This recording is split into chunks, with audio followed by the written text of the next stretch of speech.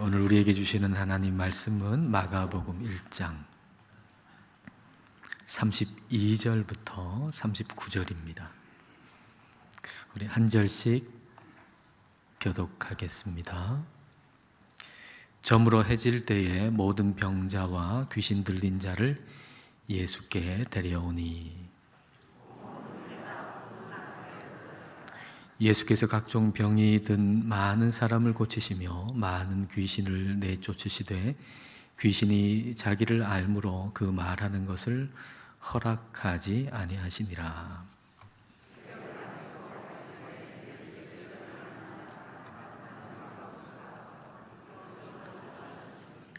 시몬과 및 그와 함께 있는 자들이 예수의 뒤를 따라가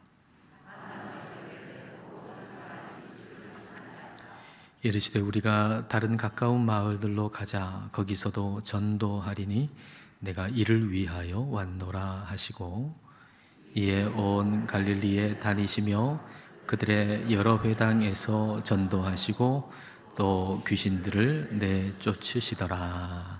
아멘. 아주 늦은 시간이나 새벽에 아주 이른 시간에 전화벨이 울린다면은 그 전화는 매우 시급하고 중요한 내용이겠다라고 우리는 짐작하게 되죠. 이처럼 시간이 그 사안의 아주 중요함과 시급함을 나타낼 때가 있습니다. 근데 오늘 본문 안에는 그 시간을 통해서 매우 시급하고 중요하다는 것을 나타내는 두 개의 대목이 있습니다. 먼저 32절과 33절 함께 읽겠습니다. 저물어 해질 때에 모든 병자와 귀신 들린 자를 예수께 데려오니 온 동네가 그 문 앞에 모였더라. 사람들이 병든 자와 귀신 들린 자를 예수님께 데려온 시간은 해가 저물 때였습니다. 우리 시간으로는 저녁 12시가 되면 우리는 날짜가 바뀌죠. 근데 유대인들은 해가 저물면 날짜가 바뀝니다. 그러니까 오늘 본문 이전은 다 안식일에 일어난 일들을 쭉 기록하고 있는데, 그러니까 해가 저물었다라고 하는 얘기는 이제 안식일이 끝나고 날짜가 바뀌었다라는 얘기입니다. 안식일에는 여러 가지 규정이 있잖아요. 또 걷는 거리도 이만큼 더는 못 걷는다, 이런 규정들이 있기 때문에, 까다로운 규정들이 있기 때문에 그런 걸 다 피하기 위해서 이제 안식일이 지나고 해가 저무는 그때 이 사람들이 모여왔다, 이렇게 볼 수 있습니다. 그러나 더 좋은 시간은 해가 있을 때죠. 그러니까 그 저녁을, 그 밤을 보내고 그리고 해가 뜰 때, 그때 움직여서 예수님께 오는 것이 훨씬 더 좋은 시간입니다. 그러나 이들이 이 해가 저물 때 예수님께 왔다는 얘기는 그들이 가지고 있는 이 인생의 문제가 하룻밤도 더 기다릴 수 없을 만큼 매우 시급하고 매우 중요한 문제였다라고 하는 것을 우리에게 보여주는 것이죠. 근데 우리의 모습이 그렇죠. 우리는 우리의 인생에 우리가 해결해야 할 어떤 문제, 그 문제가 해결되기를 간절히 원하고 그것이 해결되는 것이야말로 우리의 인생에 가장 시급하고 중요한 것이라고 생각하면서 살아가는 겁니다. 그런데 오늘 말씀은 그것보다 더 시급하고 중요한 것이 있다라고 하는 것을 우리에게 가르쳐 주십니다. 또 하나의 시간을 통해서 중요하고 시급하다는 것을 보여주는 또 한 구절이 있는데 바로 35절입니다. 35절 말씀 함께 읽겠습니다.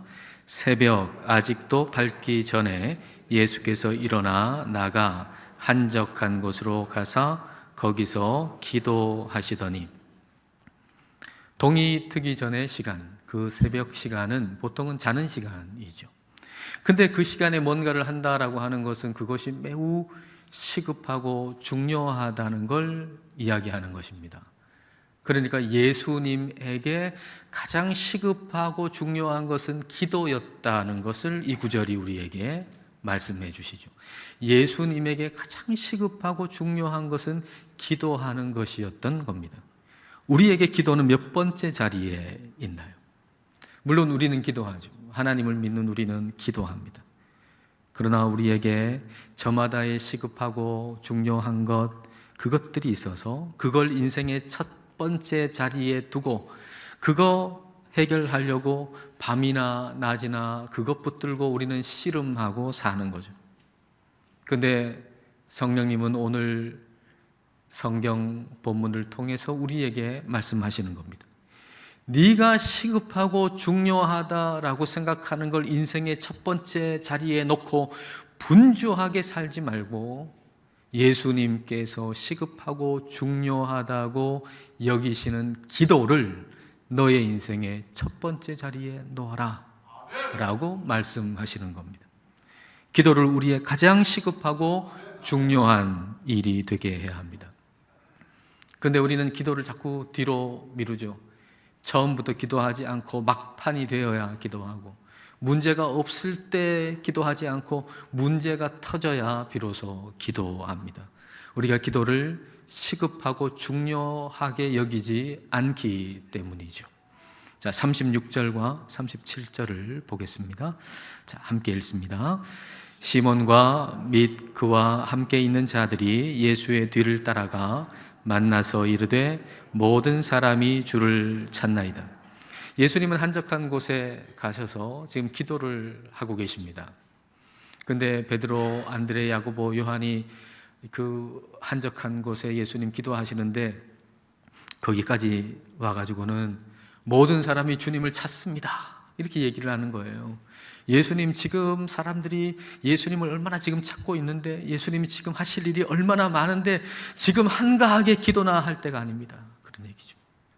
지금 예수님 할 일이 지금 얼마나 많은데, 해야 할 일이 얼마나 쌓여 있는데, 사람들은 얼마나 당신을 찾고 당신의 인기가 얼마나 높아지고 있는데 지금 이렇게 바쁜 시간에 기도할 때가 아닙니다. 빨리 가서 일하셔야죠. 그 얘기죠. 이게 우리의 모습이죠. 우리는 잘 나갈 때, 사람들에게 인기 있을 때, 그리고 사람들이 인정할 때, 일이 쏟아질 때, 그때 우리는 기도를 소홀히 여깁니다. 기도할 필요를 느끼지 못합니다. 지금 바쁘고 일해야 되고 돈 벌어야 되고 할 일이 이렇게 많은데 무슨 기도냐고 기도를 뒷전에 미룹니다. 마치 이것은 바퀴의 꼭대기에 올라가 있으면서 영원히 그 꼭대기에 올라가 있을 것처럼 생각하는 거죠. 여러분, 아주 큰 바퀴를 한번 생각해 보세요. 한눈에 다 들어오지도 않을 만큼 아주 큰 바퀴입니다. 그 바퀴는 중심축을 중심으로 해가지고 이렇게 굴러가고 있습니다. 근데 어떤 사람은 그 꼭대기에, 그 바퀴의 꼭대기에 있습니다. 그러니까 얼마나 좋아요. 그 꼭대기에 높은 자리에 있으니까 마치 세상을 다 가진 것 같죠.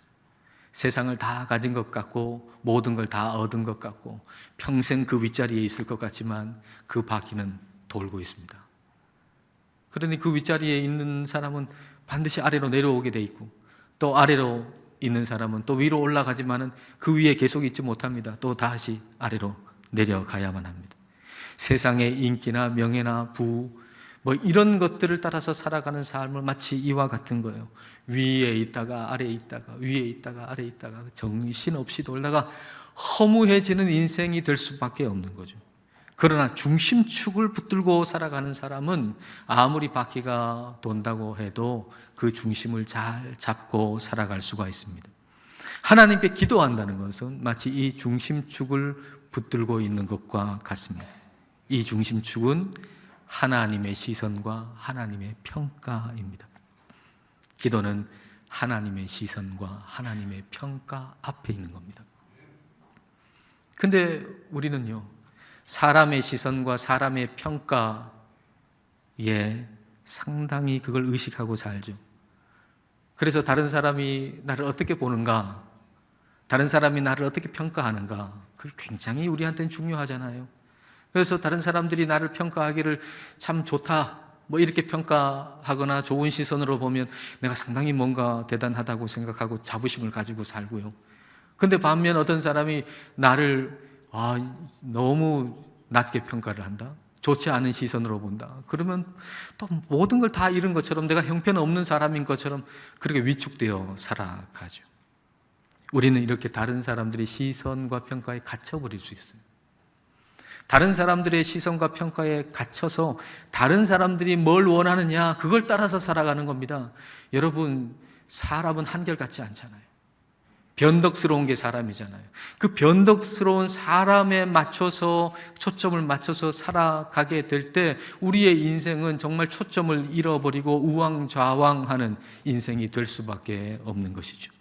기도는 사람들의 시선과 평가를 벗어나서 하나님의 시선과 평가를 받는 시간이 기도입니다. 하나님의 시선은 뭡니까? 하나님은 어떻게 여러분을 바라보고 계십니까? 하나님의 시선은 뭡니까? 하나님의 시선은 십자가입니다.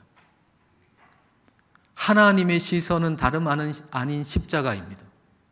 십자가에서 나를 위해 전부를 내어놓으실 만큼 우리를 사랑하신 그 시선으로 하나님은 우리를 바라보고 계세요. 십자가가 하나님이 우리를 바라보는 시선이에요. 기도는 바로 그 하나님의 시선 앞에 있는 시간입니다. 하나님의 평가가 뭔가요? 하나님의 평가는 그리스도의 부활입니다. 죽은 자 가운데서 예수님을 다시 살게 하셨잖아요. 얼마나 높게 평가하셨습니까? 근데 예수님과 동등하게 우리를 평가하시는 거예요. 그리스도의 부활이 바로 하나님이 우리를 평가하는 평가예요. 그 하나님의 평가 앞에 우리가 있는 시간, 그게 바로 기도입니다. 하나님의 시선과 평가를 따라서 살아가는 거, 그게 기도예요. 그래서 기도는 우리로 하여금 중심을 잃지 않고 살아가게 해주는 거죠. 이 혼란스러운 세상 가운데서 우리를 중심을 잃지 않고 살아가게 해주는 거, 그게 바로 기도입니다. 기도는 하나님 중심으로 살게 해주는 것입니다. 기도한다는 거, 그건 하나님 중심이 된다는 겁니다. 기도한다는 거, 그것은 하나님 중심이 된다는 겁니다. 여러분 한번 따라 하시겠어요?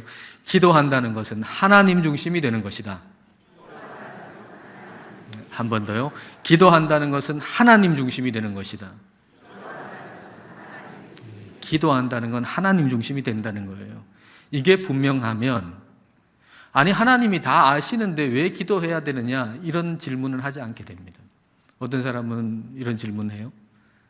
아니 하나님이 다 아신다면서 그러면 우리가 기도할 이유가 뭐가 있냐? 하나님이 다 아시는데 그러면 하나님이 알아서 내가 기도하기 전에 다 들어주셔야 되지, 하나님이 다 아신다는데 왜 또 기도하라 그러냐, 이렇게 질문하는 사람이 있어요.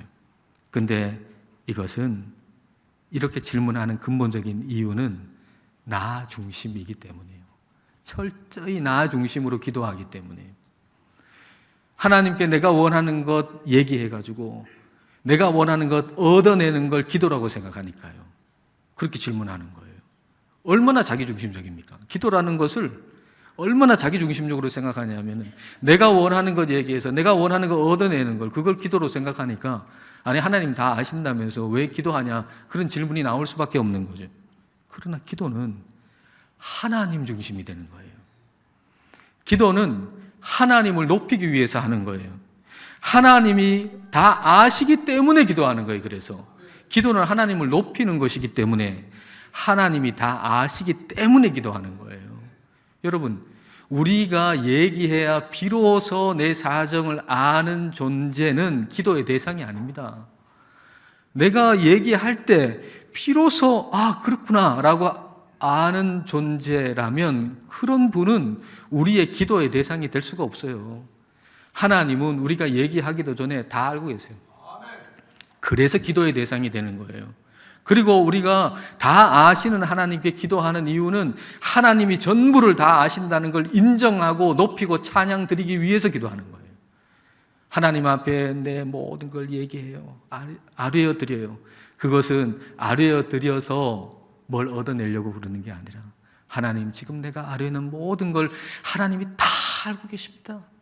하나님이 전부를 다 알고 계시니 하나님은 내가 생각하는 것보다 더 아름답게, 더 좋은 길로 내 인생길을 인도해 주실 줄 믿습니다 라고 하나님을 높여드리기 위해서 기도하는 거라고요. 우리가 일용할 양식을 구한다는 거, 그것도 마찬가지죠. 일용할 양식 필요한 줄도 몰라가지고 비로소 일용할 양식 달라 그럴 때 비로소 주시는 분이기 때문에 기도하는 게 아니고, 그 모든 필요를 다 아시는 분이기 때문에 일용할 양식이 필요하다는 걸 다 아시는 분이 하나님이십니다 하고 하나님을 높이기 위해서 우리는 기도하는 것입니다. 기도는 하나님을 높이고 찬양하는 겁니다. 기도는 곧 하나님을 내 인생의 첫 번째 자리에 놓는 거예요. 기도는 내 인생의 첫 번째 자리에 하나님을 놓는 거, 그게 기도입니다. 이런 말이 있잖아요. 당신이 두 번째 것을 첫 번째 자리에 놓으면 두 번째 것을 얻을 수 없다. 첫 번째 자리에 첫 번째 것을 놓아야 두 번째 것을 얻을 수 있다. 그렇죠? 맞는 말 아닙니까? 두 번째 것을 첫 번째 자리에 놓으면 두 번째 것 못 얻어요. 첫 번째 것도 못 얻어요. 첫 번째 것을 첫 번째 자리에 놔야 두 번째 것을 얻을 수 있어요. 예수님 말씀하시기를 먼저 하나님의 나라와 그 의를 구하라. 그러면 이 모든 것을 너희에게 더하신다라고 말씀하셨어요. 다시 말하면 첫 번째 것 첫 번째 자리에 놔라. 그러면 두 번째 것 채워줄게. 자꾸 너는 왜 두 번째 걸 첫 번째에 자꾸 놓냐? 그러지 말고 첫 번째 것 첫 번째 자리에 놔라. 그러면 두 번째 것 채워주겠다. 그런 말씀 아닙니까? 기도는 하나님을 첫 번째 자리에 놓는 겁니다. 라브리 공동체라고 여러분 아마 들어보셨을 텐데, 라브리라고 하는 것은 프랑스어로 은신처, 피난처를 의미하는 단어입니다. 프란시스 셰퍼 박사 부부가 이 공동체를 스위스 알프스산 그 산 기슭에다가 세웠습니다. 근데 이렇게 세운 이유는 사람들이 말로는 하나님 책임져 주신다, 하나님 믿으면 하나님이 다 알아서 책임져 주신다, 뭐 그렇게 얘기하고는 실제로는 그런 믿음으로 사는 게 아니고 세상 사람들과 똑같이 사람 의지하고 사람한테 부탁하고 그리고 돈 의지하고 그렇게 살더라는 거예요. 그래서 하나님을 진실하게 믿으면 하나님이 책임져 주신다, 이걸 실제로 보여주기 위해, 실제로 그렇게 살기 위해서 그 라브리 공동체를 만들었던 것이죠. 그리고 이 공동체의 기도 원칙 중에 하나는 필요를 하나님께만 구하고 사람에게 구하지 않는다. 이게 기도 원칙이에요. 하나님께만 구하고 사람에게 구하지 않는다. 그런데 하나님을 첫 번째 자리에 놓고 기도하면 나머지 하나님이 책임져 주신다. 이 믿음 가지고 사는 공동체인 거예요. 그러니까 이걸 보여주는 하나의 이야기가 있어요. 어느 날 셰퍼 부부가 식사를 하는데 그 부인이 얘기하는 겁니다. 오늘 이 저녁 식사를 끝으로 우리 양식이 떨어졌습니다. 그러니까 이제 이 셰퍼 박사가 지금은 저녁이고 어디 뭐 마트가 가까이 있는 것도 아니고 이 산기슭에, 그러니까 어디서 뭘 구할 수도 없고, 그러니 우리가 늘 하는 것처럼 기도합시다. 기도하고, 그리고 다음 날 아침이 밝은 거예요. 아침이 밝았는데 저 밑에서 사람 소리가 들리더랍니다. 그래서 사람들이 보니까 청년들이 뭔가 손에 가득 들고 와가지고는 그 라브리 공동체 그 앞마당에 자리를 펴더니만 거기서 아침 식사를 막 준비하더랍니다. 아침 식사를 준비하고 이 셰퍼 박사에게 와가지고 오늘 우리가 아침 식사를 준비를 했는데 같이 드시지 않겠습니까? 그러더래요. 그 시간은 셰퍼 박사 부부가 늘 아침을 먹는 바로 그 시간이었답니다. 그래서 밥을 먹으려고 이렇게 앉았는데 질문하고 싶은 거죠. 셰퍼 박사가 청년들한테 묻습니다. 어디서 왔습니까? 영국에서 왔습니다. 언제 출발했습니까? 어제 런던 히드로 공항에서 출발해가지고 스위스 취리 공항에 내려서 버스를 타고 저 밑까지 와서 저 밑에서 여기까지 걸어서 올라오게 됐습니다. 그때 셰퍼 박사가 또 마음속에 또 한 가지 질문하고 싶은 거예요. 그래서 질문했어요. 이곳에 올라오기 위해서 언제부터 준비했습니까? 그러니까 이 청년들이 얘기하기를 우리는 다 직장 생활하는 청년들인데 그래서 아주 오래전부터, 아주 수개월 전부터 이곳에 오려고 준비했습니다. 이렇게 대답을 한 겁니다. 그 얘기를 듣고 이 셰퍼 박사의 눈에 눈물이 고이기 시작합니다. 그리고 이렇게 기도합니다. 하나님, 오늘 아침 나의 한 끼를 준비하기 위해서 몇 개월 전부터 내가 이름도 알지 못하고 성도 알지 못하는 청년들의 마음속에 여행을 하고자 하는 마음을 주시고, 그리고 여행한다면 이곳 조금 많은 장소가 있을 텐데 여기 인적이 드문 이곳에 알프스 산기슭에 오고 싶은 마음을 주시고, 여기 영국에서 출발해서 여기까지 와서 음식을 들고 와서 아침을 준비하고, 우리가 늘 아침을 먹는 그 시간에 우리를 아침 식탁으로 초대해 주셔서 하나님 감사합니다.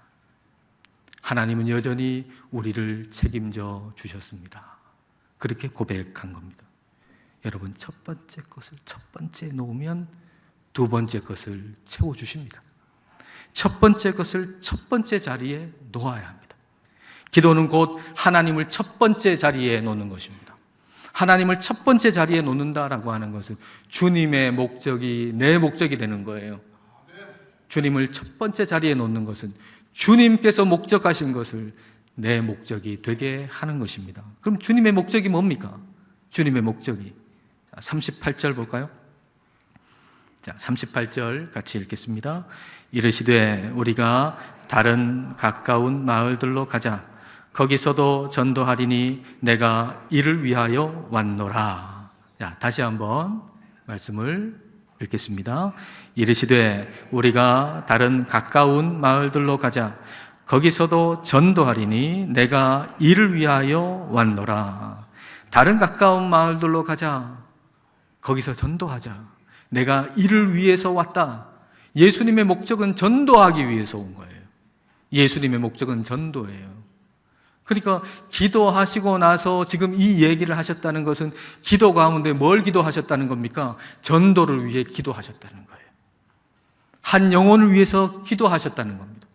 그분의 목적이 전도니까 그분의 기도 역시도 전도를 위해 기도하셨다는 겁니다. 예수님께서 가까운 마을들로 전도하러 가자. 내가 이를 위해 왔다라고 하셨습니다. 우리도 역시 전도하기 위해 가까운 마을로 가야 합니다. 가까운 마을이 어디입니까? 관계적인 거리로 볼 때 여러분에게 가장 가까운 마을은 어디입니까? 여러분의 가족이죠. 가까운 마을 중에 가장 가까운 마을은 여러분의 자녀죠. 여러분의 자녀. 그래서 우리는 가까운 마을 중에서도 가장 가까운 마을인 우리의 자녀들을 전도하고 기도해야 합니다. 가장 가슴 아픈 일이 뭔가? 혈연관계의 가족으로 끝나버리는 겁니다. 가장 슬프고 가장 가슴 아픈 거, 그것은 혈연관계의 가족으로 끝나버리는 겁니다. 내 사랑하는 아들이고 딸입니다. 여러분, 여러분의 아들과 딸을 얼마나 사랑하십니까? 얼마나 아끼십니까? 아마 여러분 자신보다 더 아끼고 더 사랑할 것입니다. 그런데 가장 슬프고 아픈 것은 혈연관계의 가족으로 끝나버린다고 하는 것. 그게 가슴 아픈 일입니다. 우리가 가슴을 치며 아파해야 될 것 바로 이것입니다. 사랑하는 내 딸, 내 아들이 아직 하나님의 가족이 되지 못했다는 것입니다. 아직 하나님의 가족이 되지 못했다는 것입니다. 내 사랑하는 아들, 딸이 육신의 아버지를 아버지로 알고 있는데 하나님 아버지를 아버지로 알고 있지 못하다고 하는 사실입니다. 여기 있는 아버지들 한번 생각해 보십시오. 여러분의 자녀를, 우리의 자녀를 끝까지 책임질 수 있습니까? 우리 아버지들이 끝까지 책임 못 집니다. 아마도 아들, 딸보다 먼저 세상을 떠나게 될 겁니다. 근데 뭐 어떻게 책임집니까? 끝까지 어떻게 책임집니까? 책임 못 집니다.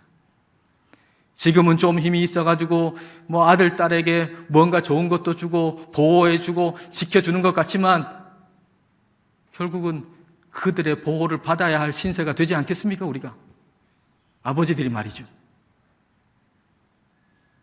그런데 그 사랑하는 아들, 딸이 나와의 관계가 그냥 육신적인 가족으로만 끝나버린다고 하면 그것보다 더 슬픈 일이 어디 있습니까?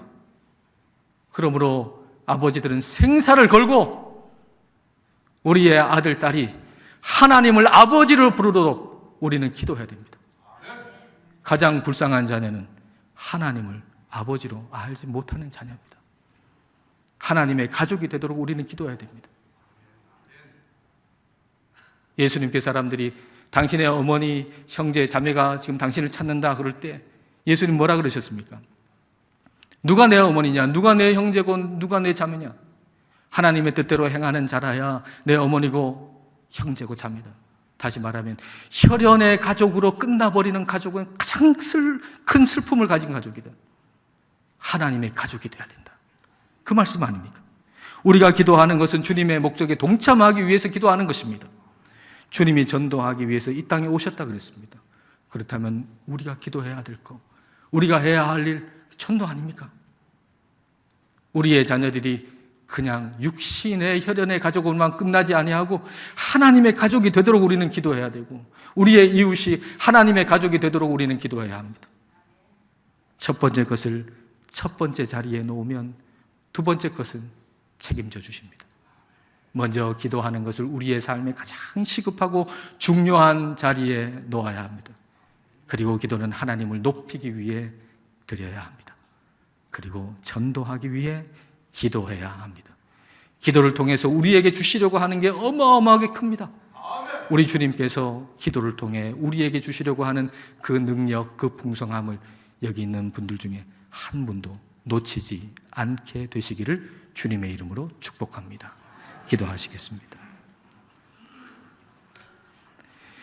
이 시간 기도하실 때 먼저 우리가 기도를 소홀히 해왔고 또 기도한다고 해도 나 중심으로 기도해왔음을 회개하십시다.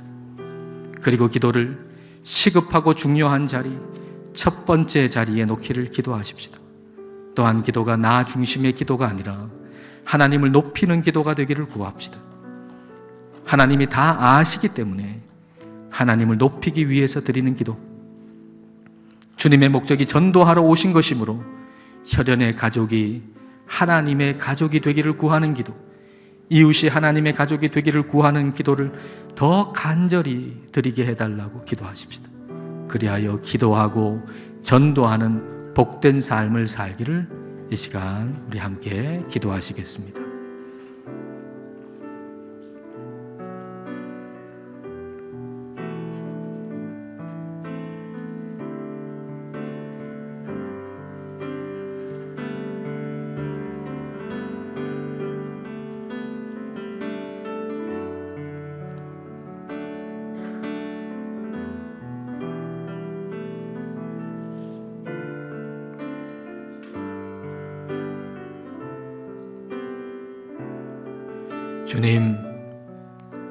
주님은 새벽에 한적한 곳으로 가셔서 기도하셨지만 저희들은 기도를 자꾸 뒤로 미룹니다.